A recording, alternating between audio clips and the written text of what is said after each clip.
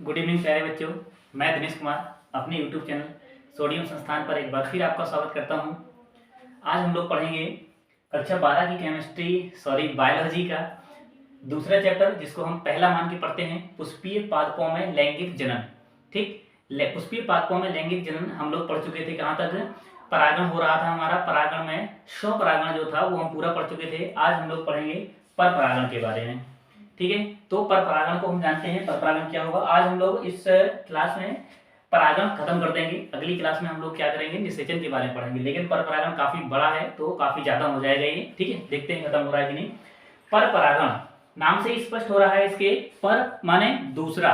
ठीक, पर परागण का सीधा मतलब है कि जब किसी एक पुष्प के परागकण किसी दूसरे पुष्प की वर्तिकाग्र पर जाके गिरेंगे तो उसको बोला जाता है पर परागण। ठीक है, आप इसको लिख लीजिएगा। जब किसी एक पुष्प के परागकण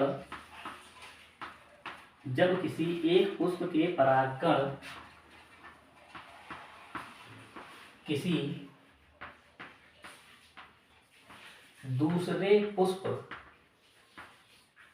दूसरे पुष्प या फिर आप यहां लिख सकते हैं और अच्छे से, जब किसी एक पुष्प के परागकण उसी जाति के, यहां पर आप इतना ऐड कर लेना, उसी जाति के किसी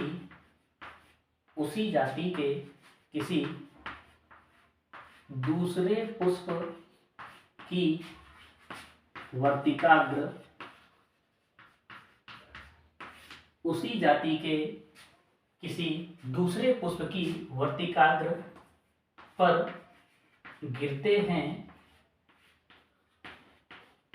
तब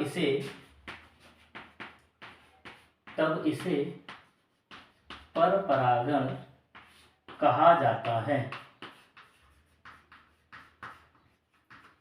ठीक, डेफिनेशन आपको क्लियर हो गई होगी कि जब किसी एक पुष्प के परागकण उसी जाति के किसी दूसरे पुष्प की वर्तिकाग्र पर गिरते हैं तब इसको क्या कहते हैं, पर परागण कहा जाता है। ठीक है, इसके बाद पर परागण के लिए इसमें आप लिखेंगे आगे, पर परागण के लिए अनुकूलन। आप पहले थोड़ा सा ये लिख लेंगे, आप हेडिंग डाल के ही लिख लेंगे, पर परागण के लिए अनुकूलन, यानी कि पुष्प में ऐसी क्या क्या संरचना होनी चाहिए जिससे कि उसमें पर परागण आसानी से हो सके। क्या क्या जरूरत पड़ेगी पर परागण के लिए। ठीक है, इसमें आप सबसे पहली चीज देखेंगे, पर परागण में क्या होता है, जो पुष्प के मेल गैमीट और फीमेल गैमीट हैं वो दोनों कभी भी एक साथ नहीं पकते हैं, अलग अलग पकते हैं। इसीलिए उनमें क्या होता है, पर परागण होता है। ठीक, तो इसमें आप लिखेंगे नर एवं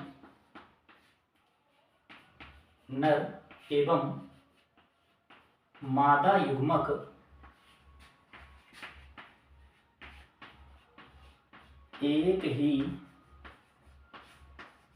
समय पर परिपक्व नहीं होते हैं। दूसरा आप लिख सकते हैं, देखिए, एक लिंगी पुष्पों में भी परपरागण हो सकता है और द्विलिंगी पुष्पों में भी परपरागण हो सकता है। ज्यादातर एक लिंगी पुष्पों में ही परपरागण होता है, लेकिन याद रखना द्विलिंगी पुष्पों में भी होता है। तो आप लिख सकते हैं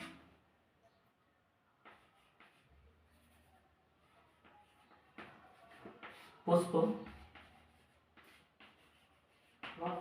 एक लिंगी या द्विलिंगी होते हैं।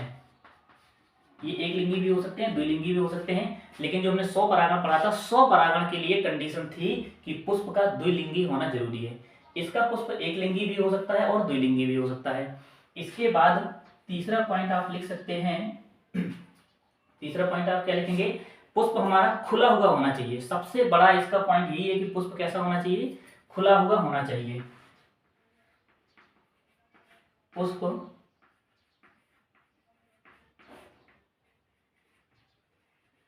खुला हुआ होना चाहिए। ठीक है, ये हो गया। इसके बाद अगर आप और लिखना चाहें तो और लिख सकते हैं। अगला पॉइंट आप लिखना,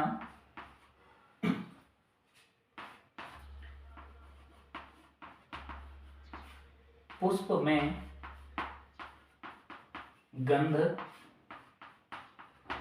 एवं मकरंद होना चाहिए। गंध एवं मकरंद भी होनी चाहिए। ठीक है, तो जिस किसी पुष्प में ये लक्षण होंगे उस पुष्प में पर परागण आसानी से हो सकता है। ठीक है, इसके बाद हम आगे लिखेंगे पर परागण के लिए कुछ बाह्य कारकों की आवश्यकता होती है। ठीक है, तो इसमें आप हेडिंग डाल लेंगे। सबसे पहले आप लिखेंगे पर परागण के प्रकार लिख लीजिए। ठीक है, पहले आप हेडिंग डालेंगे पर परागण के प्रकार। पर परागण कितने प्रकार का होता है। ठीक है, देखिए पर परागण जो होता है वो किसी बाह्य माध्यम के द्वारा होता है।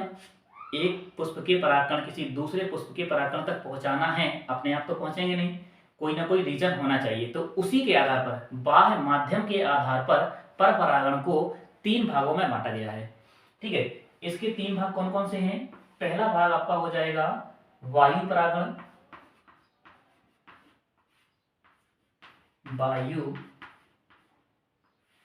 वायु परागण। दूसरा हो जाएगा कीट परागण। कीट परागण ना लिख करके इसको आप लिखिएगा वायु परागण, जल परागण, और तीसरे में आप लिखना जंतु परागण।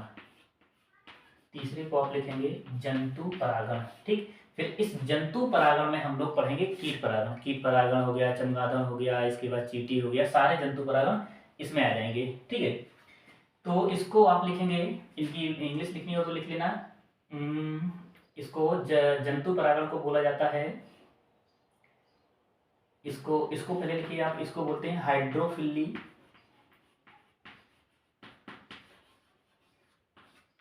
ये हाइड्रोफिली हो गया। ये हो जाएगा आपका एनीमोफिली। वायु परागण को एनीमोफिली बोलते हैं और जंतु परागण को जूफिली बोलेंगे। ये हो जाएगा जूफिली। ठीक है, तो वायु परागण, जल परागण और जंतु परागण। फिर जंतु परागण के अंतर्गत हम देखेंगे कीट परागण को। ठीक है, सबसे पहले इन 3 में से आपको क्या पढ़ना है, वायु परागण, एनीमोफिली। आप हेडिंग लगाएंगे वायु परागण। पहला है हमारा वायु परागण। ठीक, यानी एनीमोफिली। ठीक है, देखिए ये जो परागण का पूरा प्रोसेस है आपके लॉन्ग आंसर में पूछ लेता है, शॉर्ट आंसर में तो आते ही आता है, 3 नंबर वाले क्वेश्चन में भी पूछ लेता है। इसीलिए आपको परागण को पूरा डिटेल से पढ़ना पड़ेगा। ठीक है, तो पर परागण में पहला परागण है आपका वायु परागण। यानी कि जब किसी एक पुष्प के परागकण वायु के माध्यम से किसी दूसरे पुष्प में पहुंचेंगे तो उसको क्या बोला जाएगा, वायु परागण बोला जाएगा। ठीक है, तो इसमें आप लिखेंगे जब किसी एक पुष्प के परागकण, जब किसी एक पुष्प के परागकण उसी पुष्प, उसी जाति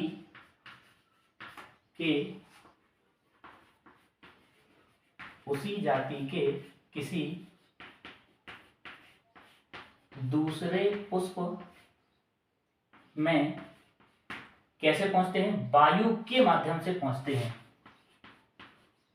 दूसरे पुष्प में वायु के द्वारा पहुंचते हैं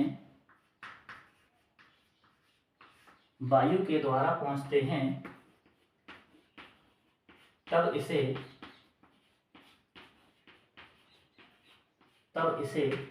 वायु परागण कहते हैं। तब इसे हम क्या कहेंगे? वायु परागण कहेंगे। ठीक है, तो वायु परागण के लिए अब ऐसे कौन से पुष्प होंगे जिनमें वायु परागण होता है? अब हम देखेंगे कि वायु परागण के लिए पुष्प में क्या क्या अनुकूलन होने चाहिए, यानी कि पुष्प की संरचना कैसी होनी चाहिए जिससे कि उसमें वायु परागण हो सकता है। ठीक है, तो आप लिखेंगे वायु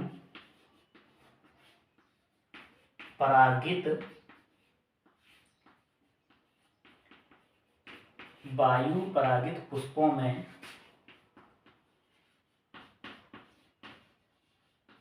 अनुकूलन। वायु परागित पुष्पों में अनुकूलन, आप ये हेडिंग लगाएंगे, इसको यहां से हटा दे रहे हैं।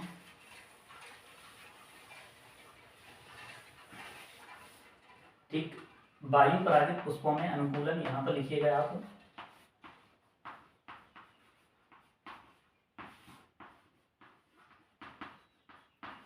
वायु परागित पुष्पों में अनुकूलन। देखिए, सबसे पहली चीज वायु के माध्यम से परागण होना है। इसका मतलब है कि जो वायु परागित पुष्प होंगे वो कैसे होने चाहिए? हल्के होने चाहिए, पुष्प भी हल्के होने चाहिए और उनके परागकण भी हल्के होने चाहिए। ठीक है, तो पहला पॉइंट आप लिखेंगे, इन पुष्पों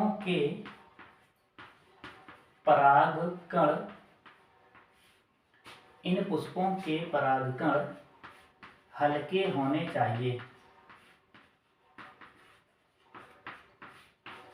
परागकण कैसे होने चाहिए? हल्के होने चाहिए। हल्के होंगे तभी तो वायु में उड़ पाएंगे, नहीं तो फिर वो क्या होंगे? उड़ भी नहीं पाएंगे। ठीक है, दूसरा पॉइंट क्या लिखेंगे आप? ये पुष्प खुले हुए होने चाहिए। ये पुष्प खुले हुए होने चाहिए। ठीक है, ये पुष्प कैसे होने चाहिए? खुले हुए होने चाहिए। इसके बाद आप और क्या इसके अनुकूलन में क्या क्या लिख सकते हैं? पुष्प हल्के होने चाहिए और इसके क्या होने चाहिए? ये पुष्प खुले हुए होने चाहिए, परागकण हल्के होने चाहिए। ठीक है, और हाँ, एक नेक्स्ट पॉइंट जो काफी इंपॉर्टेंट है, आप देखेंगे इसको, इन पुष्पों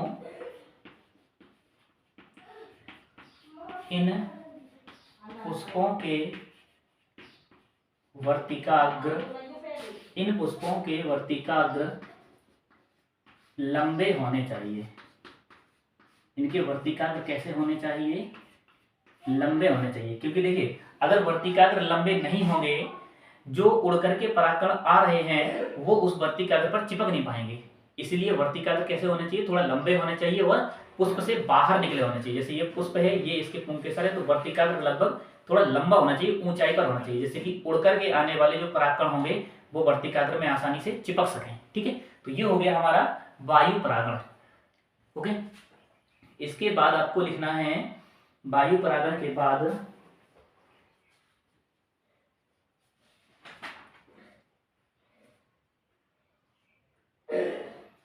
अच्छा, वायु परागण के आप एग्जाम्पल भी लिख लीजिएगा। इसके आप एग्जाम्पल लिखेंगे, किन किन पुष्पों में वायु परागण होता है। देखिए, जो पुष्प ना, जो पौधे बिल्कुल हल्के होते हैं, ज्यादातर एक बीज पत्री पौधों में ही वायु परागण होता है। जैसे कि अपना ये हो गया, गेहूं हो गया, मक्का हो गया। मक्का के बीज आप देखे होंगे, बहुत ही हल्के होते हैं, ऐसे उड़ जाते हैं हवा में। ठीक है, गेहूं हो गया, मक्का हो गया, जौ हो गया, जई हो गई। ठीक है, ये सब एक बीज पत्री पौधे होते हैं। बांस हो गया। ठीक, इन सब पौधों में क्या होता है? वायु परागण होता है। जितनी भी घासें होती हैं, ठीक है, घासों में भी इस तरीके का वायु परागण होता है, क्योंकि इनके पुष्प बहुत छोटे छोटे से होते हैं, परागकण छोटे होते हैं। वायु के माध्यम से जैसे हवा आती है वैसे ही सारे परागकण उड़ करके दूसरे पुष्प में आसानी से जा सकते हैं। ठीक है, तो ये हो गए इसके एग्जाम्पल, यानी हमारा वायु परागण कंप्लीट हो गया। वायु परागण के बाद अब हम लोग पढ़ेंगे क्या? जल परागण। ठीक है,